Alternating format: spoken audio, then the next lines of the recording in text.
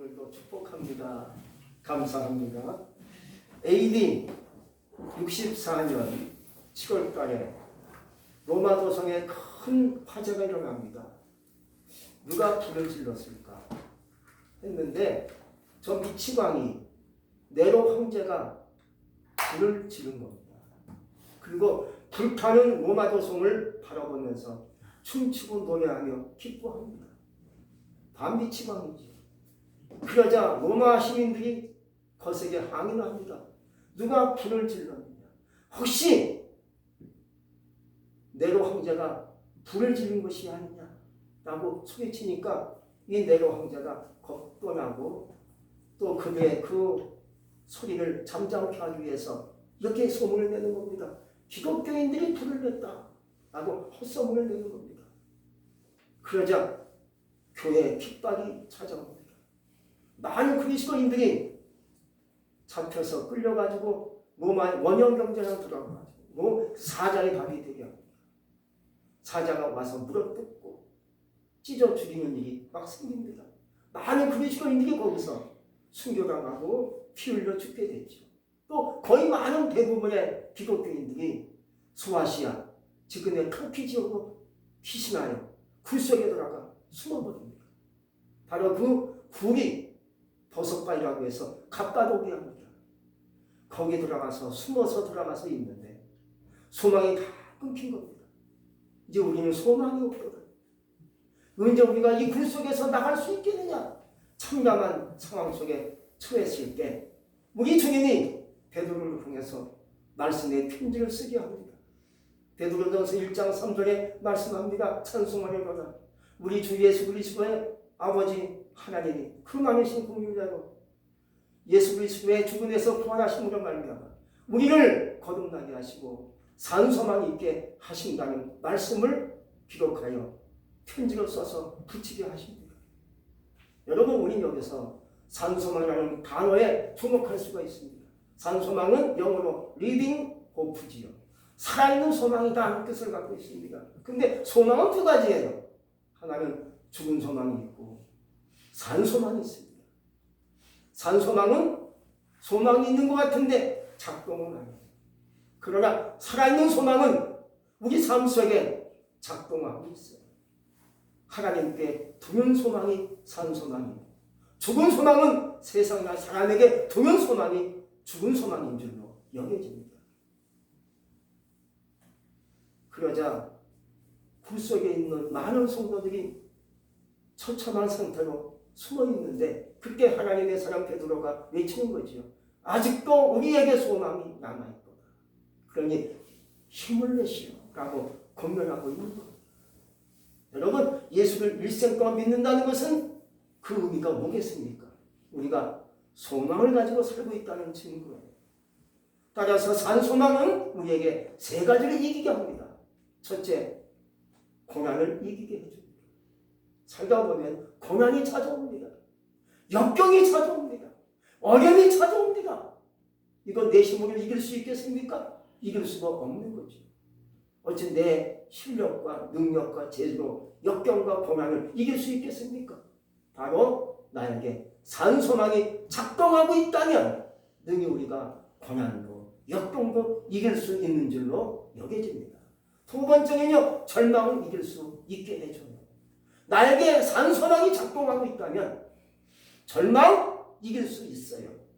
고통 이길 수가 있어요. 우리가 살다 보면 나도 모르게 돈 때문에 또 건강 때문에 또 가정의 큰 문제 때문에 절망에 빠질 때가 있습니다. 아, 절망이다. 희망이 없네. 그럴 때 나에게 희망의 역사가 작동한다면 능히 절망을 이기고 나갈 수가 있는 줄로 믿습니다. 또 세 번째는요, 죽음까지도 이기는 겁니다. 예수만 믿으면 너희가 나와 같이 부활할 수 있다 라고 우리 주님이 말씀했는데 나는 부활이요 생명이니 나를 믿는 자는 죽어도 살겠고 살아서 나를 믿는 자는 영원히 죽지 아니하리라. 너희가 이것을 믿느냐? 믿습니다. 아멘 하지 않습니까? 오늘 말씀에는요, 우리 하나님께서 예레미야에게 이런 말씀을 하세요. 너는 소망의 밭을 사라 하고 얘기하십니다.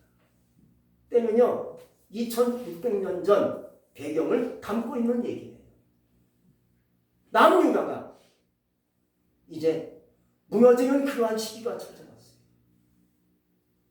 바벨론 나라의 침공을 받아가지고 무너지기 일보 직전이에요. 예루살렘을 에워싸여 적군이 쳐들어왔어요. 그럴 때 예레미야가 하나님의 말씀을 다 전하고 있는 거예요.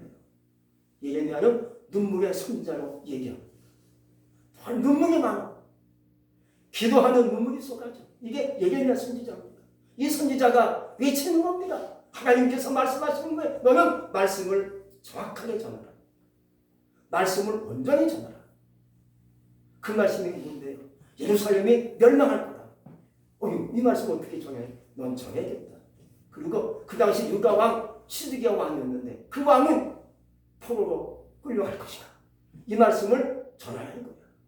예레미야가 알았습니다 하고 이 말씀을 막 전합니다. 그리고 왕궁에 들어와서 왕 시드기야 왕한테 얘기하는 겁니다. 왕이시여 예루살렘이 멸망할 것입니다.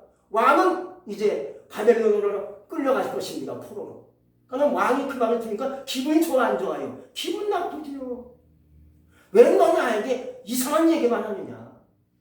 왜 나쁜 소식만 전하느냐고 예레미야를 때리고 감옥에 집어넣는 거예요. 감옥에 들어간 예레미야는 거기서 하나님의 말씀을 듣는데 아주 엉뚱한 명령을 그가 받아요. 예레미야야, 너는 네 고향 하나롯에 있는 사촌인 하나넬로부터 밭을 사라 하고 얘기합니다. 여러분 잘 보세요. 나라가 지금 위기에 처해 있고 풍전등화 나라가 지금 망할 위기에 처해 있는데 땅을 사라고 하니 말이 됩니까? 상식으로 계산해봐도 논리를 따져봐도 계산을 해봐도 이치가 안 맞지요. 나라가 지금 망할 판인데 땅 사서 뭐 하겠다는 겁니까? 납득할 수 없는 상황인데 예레미야는 하나님이 말씀하시니까 알았습니다 하고 사겠습니다라고 결심을 해요.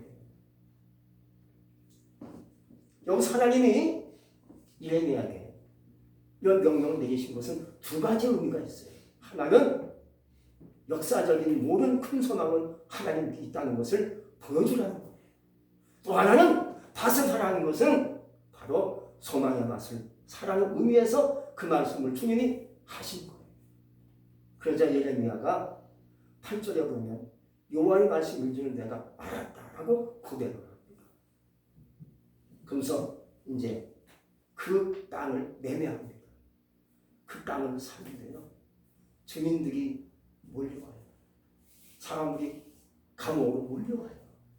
그래서 사람들이 보는 앞에서 주민들이 보는 앞에서 은 17세겔을 은으로 저울로 달아주고 증서를 써서 동의합니다.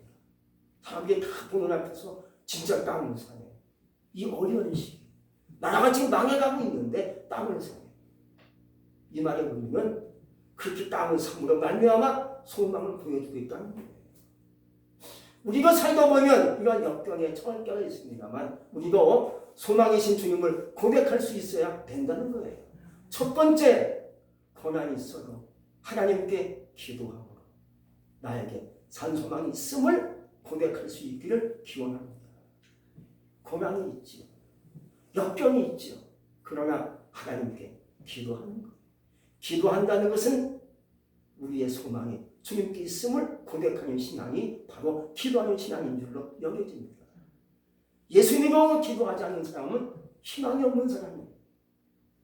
건성 예수 믿고 다니는 거예요. 그러나 막상 고난이 닥치니까 그냥 넘어지고 말아요. 기도할 줄은 몰라요. 그러나 기도하는 사람은 나에게 소망이 있습니다 하고 주님을 고백하는 신앙인 줄로 여겨집니다. 두 번째는요. 어려움의 역경이 나에게 찾아와도요. 하나님께 감사함으로 주님의 그 소망이신 주님을 고백하고 증거하는 신앙이 되라는 거예요. 다윗은 이제 더 많이 감사했습니까? 힘들고 어렵고 도망자 심성 앞에 서를 때 감사가 막 터져나오는 거예요. 여러분 좋을 때만 감사하십니까? 즐겁고 신날 때만 감사하고 춤춥니까? 그건 누구나 할 수 있는 신앙이에요. 그러나 어렵고 힘든 역경 속에서 하나님께 감사할 수 있어야 된다는 거예요. 바로 그런 신앙이 하나님의 산소망이신 주님을 내가 높이고 고백하는 신앙이 되는 줄로 여겨집니다. 또 세 번째는요, 꽉 막힌 상태에서도 하나님을 찬송함으로 주님의 그 고백을 할 수 있어야 된다는 거예요. 바울과 시라가 복음을 전하다가 감옥에 들어갑니다. 죄가 없어요. 복음 전하는 것 때문에 지하 감옥에 들어가는데 감옥 지하 감옥에 들어가서 바울과 신라가 뭐 했겠습니까? 하나님께 우리 찬송하자. 찬송을 크게 부르는 거예요. 그러자 죄수들이 듣더라 하고 성경은 말씀해 주고 있습니다. 이게 뭔지 아십니까? 우리에게 소망이 있다라는 것을 막 증거해 주고 있는 거예요. 꽉 막혔습니까? 길이 없다고 생각하십니까? 그때 막 찬송하는 거예요. 할렐루야. 찬송한다는 것은 나에게 소망이 있습니다. 내가 소망의 주님을 찬송합니다 하는 고백적인 신앙이 거기서 나온다는 거예요. 19세기 영국의 명 설교가였던 스펄전 목사님이 계시는데 어느 날 한 부인이 찾아옵니다. 와서는 말합니다. 목사님, 저에게는 소망이 없는 것 같아요. 예수를 믿고 있는 것 같은데 그 모습이 너무나 가증스럽고 위선자 같아요. 라고 말하니까 목사님이 이렇게 얘기합니다. 교회 나오지 마세요. 그러는 거예요. 그러니까 그 부인이 말하는 겁니다. 안 돼요. 지금도 저에게 소망이 없는 것 같이 보이는데 교회까지 못 나오면 전 죽습니다. 전 교회를 떠날 수 없습니다. 라고 말하니까 목사님이 또 지갑에 수표 한 장을 또 꺼내서 말하기를, 내가 수표를 드릴 테니까 아직도 부인에게 남아있는 소망을 나에게 파세요. 이러는 거예요. 그러니까 그에 다시 부인이 화를 내면서, 제가 비록 소망이 죽기에 돌일지라도 어찌 제가 소망을 판단 말입니까? 나에게 수백만 달러를 준다 해도 내게 있는 소망을 팔 수가 없어요. 목사님이 맞습니다. 지금 부인 마음속에 있는 소망이 얼마나 귀한지, 그 귀한 소망을 어찌 수백만 달러를 준다 해서 팔 수 있겠습니까? 그런데 어찌 소망이 없다고 생각하십니까? 라고 얘기했대요. 여러분, 현재 처해 있는 상황이 힘들고 어렵더라고요. 나를 인도하시는 성삼위 하나님께서 끝까지 인도하심을 믿으시기를 바랍니다. 그렇다면 우리는 과연 믿음이 있는 것인지, 나에게 과연 소망이 작동하고 있는 것인지 생각해 보시고 느낄 수 있기를 주의 이름으로 축복합니다. 태양은 수천만 년 동안이나 뜨거운 불을 품고 있지만 조금 더 식지 않고 있어요.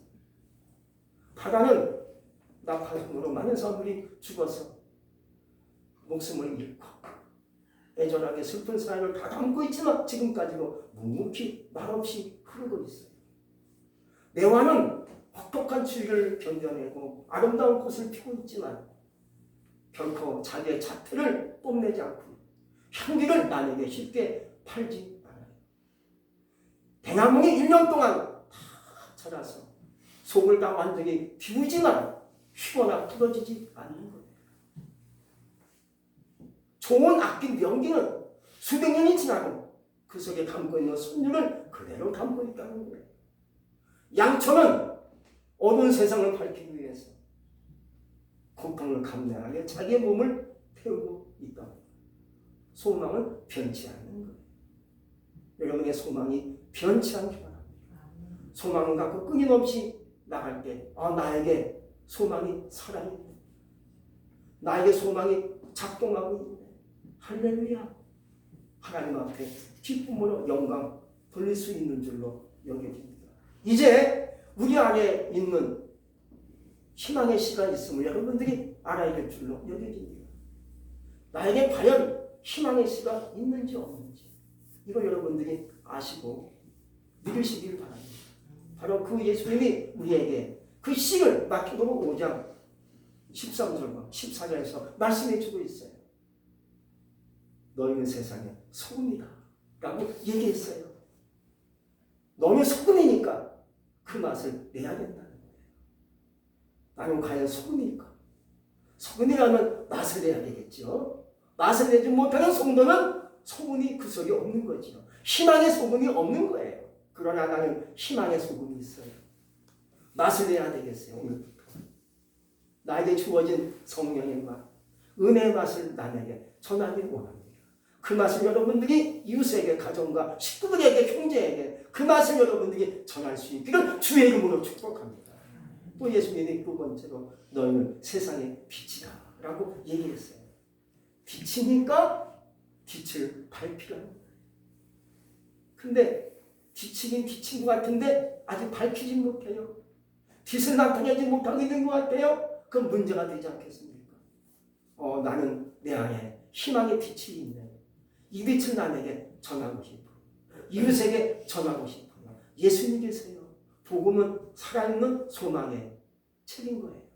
이 말씀을 전하시는 가운데 나도 너도 희망의 불을 태울 수 있기를 주의 이름으로 축복합니다. 하나님은 그 역할을 그 당시 2600년 전에 예레미야에게 하라는 거예요.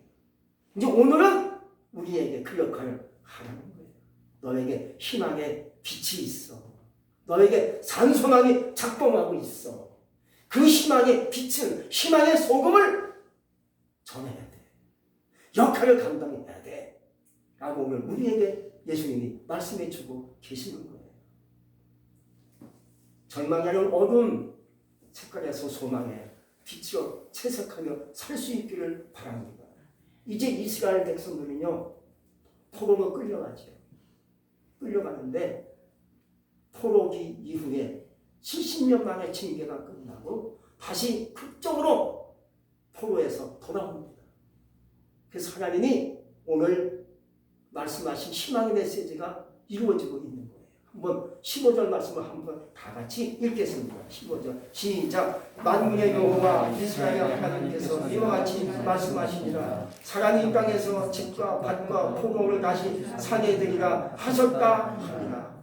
이 희망의 복음의 메시지예요. 비록 지금은 나라가 완전히 무너지고 나라가 깨져서 멸망당할 수는 없는 시기가 찾아왔지만 앞으로는 다시 이 지역에서 밭을 사고 여러 소도 사고 또 포도도 사는 일이 생길 것이다. 희망의 메시지를 하나님께서 예레미야를 통해서 말씀해 주고 있는 거예요.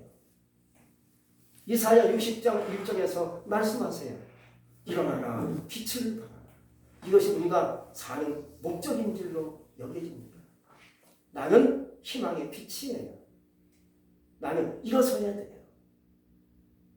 건강해서 번쩍 일어나서 그 빛을 전할 수 있기 바랍니다. 질병에서 일어나시기 바랍니다. 어림에서 일어날 수 있기 바랍니다. 고통에서 일어날 수 있기 바랍니다. 여러 가지 문이 역경에서 일어날 수 있기 바랍니다. 나에게 희망의 빛이 있다면 일어날 수 있는 거 아닙니까? 가정의 날을 맞이해서 내 안에 작동하고 있는 희망의 그 아름다운 씨를 가지고 가정에 전하고 이웃에게 전하는 가운데 나를 통해서 이웃이 밝아지고 나를 통해서 가정이 밝아지고 나를 통해서 이 나라가 밝아지는 놀라운 역사가 임할 수 있기를 주의 이름으로 축복합니다. 기도하겠습니다. 전능하신 하나님 감사합니다. 우리를 죄악에서 구원하시고 우리에게 산소망의 씨를 주신 하나님 진실로 감사합니다. 이제 예레미야에게 말씀하신 그 말씀이 우리에게 오늘 말씀하신 줄로 믿습니다. 이제 그 말씀을 가지고 역할을 감당할 수 있는 우리 모두가 되게 하여 주시옵소서. 나를 통해서 가정이 밝아지고 나를 통해서 이웃이 밝아지고 나를 통해서 이 나라가 밝아진다면 얼마나 참 기분이 좋고 얼마나 큰 축복이 되겠습니까? 주여 내 안에 산소망이 있음을 내가 믿습니다. 이 소망이 작동하고 있음을 내가 믿습니다. 주여 소망 가운데 살게 하여 주옵소서. 예수 믿고 구원받고 천국까지는 하나님 앞에 가는 그날까지 정말로 하나님 주신 말씀을 가지고 꿋꿋하게 즐겁게 기쁨으로 찬송하며 나아가게 하여 주옵소서. 예수 이름으로 감사하며 기도했습니다. 아멘.